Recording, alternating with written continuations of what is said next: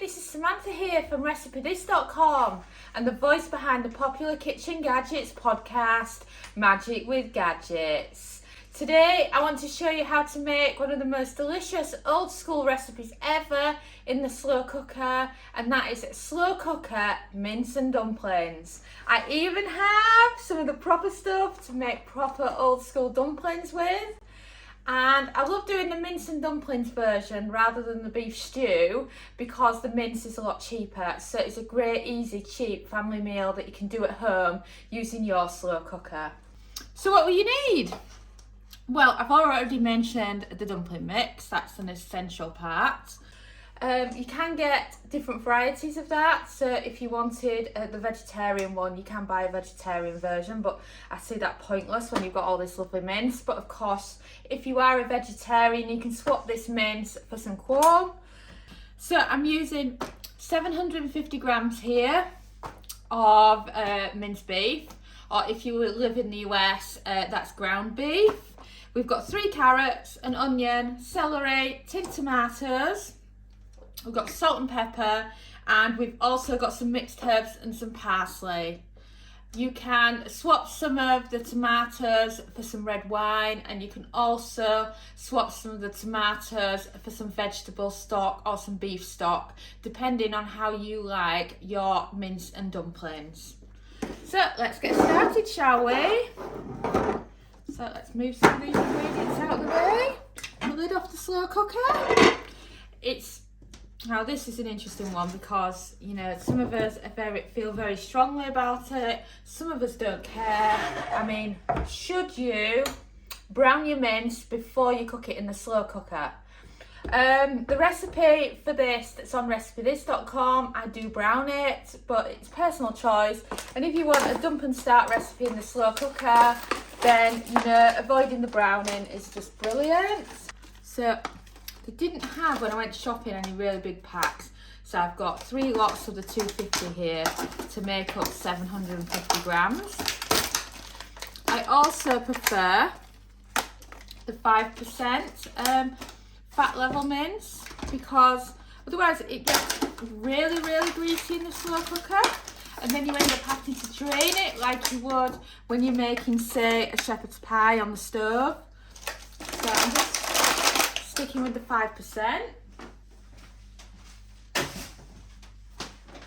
And then once you've thrown in your mince, grab yourself some carrots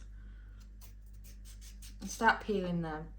I save the peelings because I love to make veggie stock. Do check out our Instant Pot veggie stock recipe, which is made just from vegetable peelings.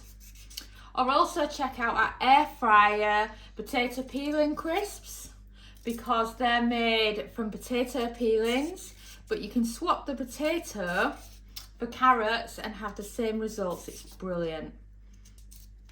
So once you've peeled your carrots, you can peel your onion.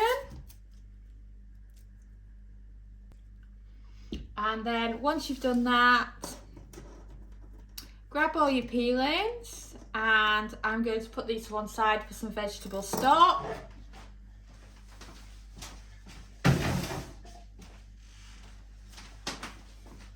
And then what you can do, get your onion sorted. You can do it in small pieces, or you can do it in bigger chunks depending on what you prefer.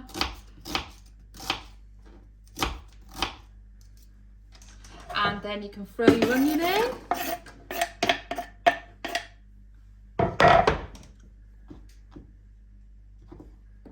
And then after that, just a quick slice of the carrots. They can go in your slow cooker as well.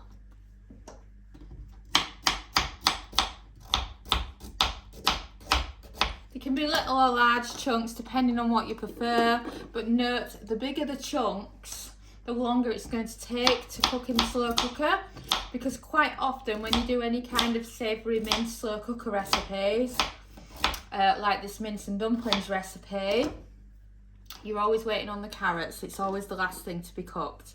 So just bear that in mind for size. And then last, in the prep, let's some celery.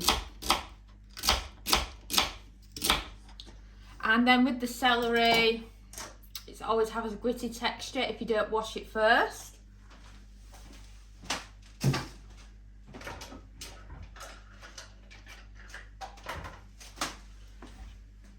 So I love this.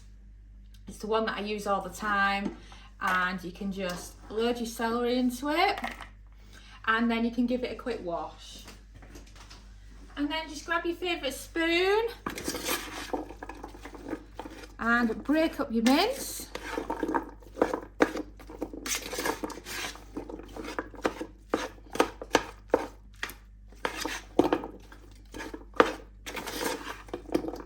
And then once you've done that, add in the tin tomatoes.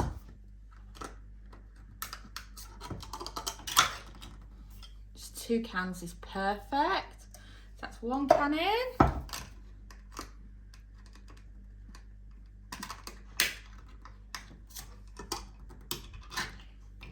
And then the 2nd can. And then add in your seasonings. So salt, pepper,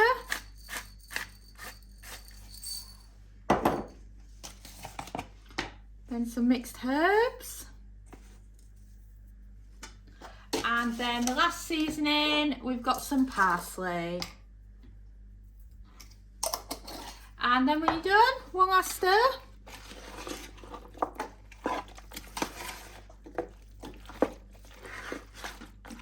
And now the slow cooker's ready to go on. So, oops, didn't realise I dropped some onions, so we'll add them back in. So then, lid on the slow cooker, and we're looking for a slow cook of 3 hours on high, and then we can come back and check on it.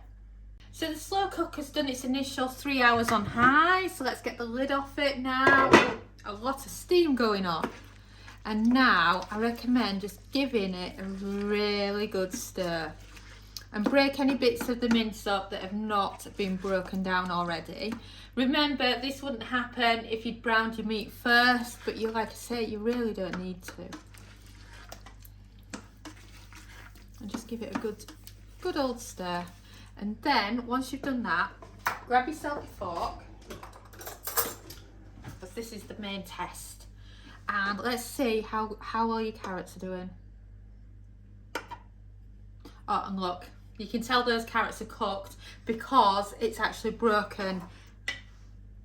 Let's try a bigger one. Struggling to pick that one up as well. But yes, you can see that carrot is fork tender. So that means what you've got there in your pot is definitely cooked now. So what I recommend you do is, I've got a secret trick. Let me just have a look in my fridge, and yes, I've got some mashed potatoes. I picked these up from Morrison's, or the lovely hubby did, I should say, and they're just little packs of already cooked mashed potatoes that you would normally warm up in the microwave, or you can oven bake them, however you like your mash. But anyway, mash works as a brilliant thickener for thickening up your stews and things. So what I recommend, this is cold mash by the way, so you'll notice it hasn't mixed, is 2 good dollops of mashed potatoes, and then break it down like this.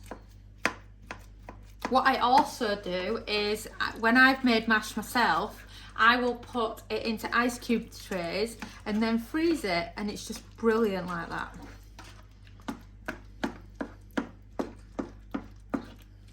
So look, breaking down now is the mash, and it just does a brilliant job of adding a bit of creamy texture to your mince. Look, it's just wonderful. So now you've done that with your mince, you can leave your mince for now, and now you can focus on your dumplings. So I've already weighed everything out. So as you can imagine, we've got some of the shredded suet. It's absolutely brilliant in the slow cooker when you make the dumplings. And if you also head on to recipe.this.com, we've also got a recipe showing you how you can cook your suet dumplings in the air fryer. So instead of placing them in your pot, you could make them up and then air fry them like you do with air fried scones, and they're brilliant. So then we've added the cheese into it, plenty of salt, pepper, flour, and some of the flour stuck to the bottom. You want to get all that flour in. And then I'm going to add some seasonings as well, because it does make a difference to your dumplings. And I'm using mixed herbs here, but mixed herbs, bouquet garni, Italian seasoning, any of those are brilliant. And then once you've done that, quick mix. And that's everything to make your dumplings minus some water. So now I've got some water saved in a little cup. So just going to add a bit at a time. And then I always start by stirring it because it makes it so much easier.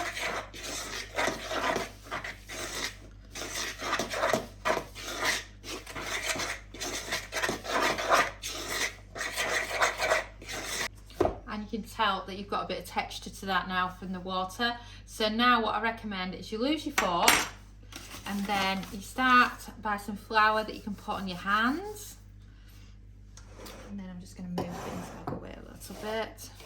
And then start mixing it in the bowl.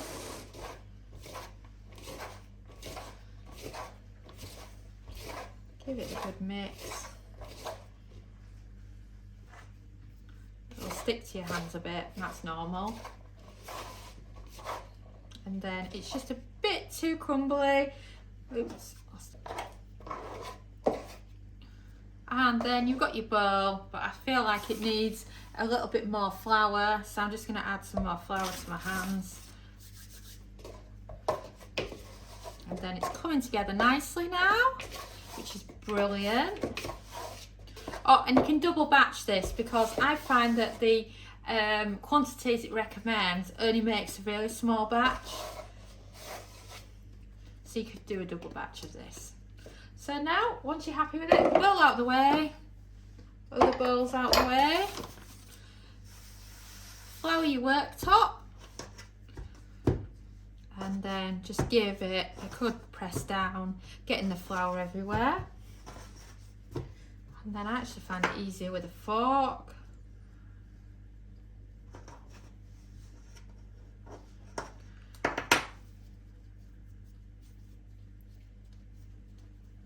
So that's what your balls look like once they're done.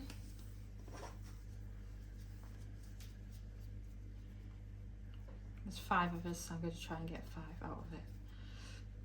Or maybe even 6. I suppose it depends what size you like. I don't feel like you need a rolling pin for it, because you're just making it into balls anyway. Got 6 balls there, well, perfect size. They're lovely and soft and lovely, and they're just perfect now for going into the slow cooker. Oh, and as you can see, the steam's gone as well, so you can actually see the contents a bit now, which is good. So, any place you want them.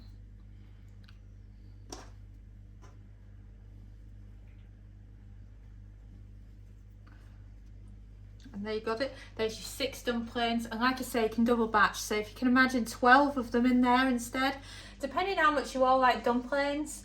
And in the recipe that's on recipethis.com for slow cooker mince and dumplings, we have done a double batch here, but I just wanted to show you quickly for the video what the dumplings are like. And now what we're going to do, I'm going to put the lid back on, another hour on high, and then we can come and check on the dumplings.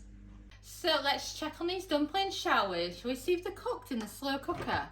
Because I know many people prefer to just move on to the air fryer because it's quicker, but if you want proper old school dumplings that feel like they've been steamed, then this is it. I mean, oh, look at that. That dumpling look amazing. Wow. And then for your stew, your mince, it's absolutely perfect. It's just ideal. It's great comfort food. Who doesn't love mince and dumplings? And in the slow cooker, it's like, wow. for watching, and don't forget to subscribe to our newsletter at recipethis.com/newsletter, as well as following us on Pinterest and Facebook and joining our Facebook group. We are also on TikTok now, so don't forget to follow us at TikTok /recipethis.